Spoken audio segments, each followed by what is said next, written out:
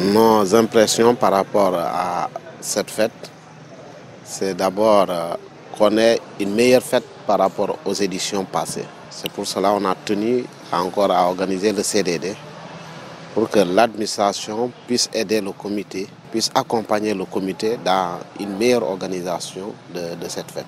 Concernant cette fête qu'on appelle Humabel, méconnue par son histoire, parce que c'est une fête traditionnelle d'abord.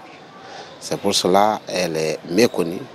Elle est dans le secteur de la coutume. Donc le Humabel, c'est une fête religieuse, traditionnelle, coutumière, organisée par le royaume de Bouba Diomaye, qui est à sa tête le roi Sibilou Mbaye Diédhiou depuis des décennies. Et cette fête qui se fait dans le royaume de Bouba Diomaye se fait en deux phases. Une phase culte qui permet d'organiser des cérémonies et des prières et des libations dans le royaume, mais aussi la phase culturelle qui termine la fête de Humabel. Et dans cette phase culturelle, on avait l'habitude de faire 3 jours de lutte, mais cette année, il y a eu l'exception. On a ramené la phase de lutte en 2 jours. Ce qui veut dire que cette année, la phase culturelle va se dérouler pendant 3 jours. Ce sera le 28 prévu pour le Bahisen. La lutte est prévue pour le 29 et le 30.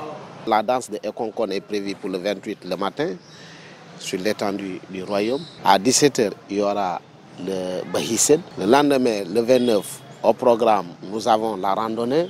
Nous demandons à tous les villages et à toute la communauté, à tout le royaume de sortir pour cette randonnée qui partira à partir de la forêt royale jusqu'au rond-point d'Oussouye. Nous demandons à tout le monde de sortir.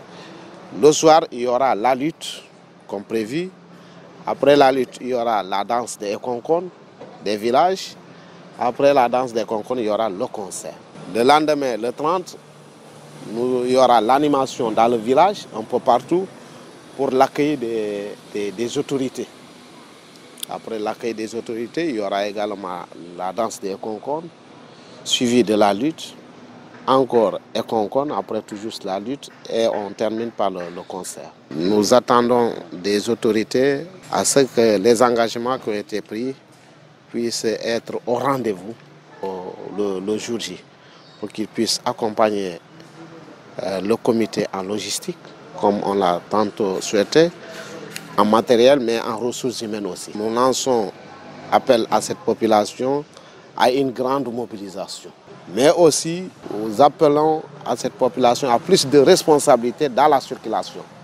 Parce que pendant cette fête, il y aura l'afflux, il y aura du monde, et nous demandons aux motocyclistes de rouler doucement pour éviter les accidents, ainsi que tout transporteur confondu.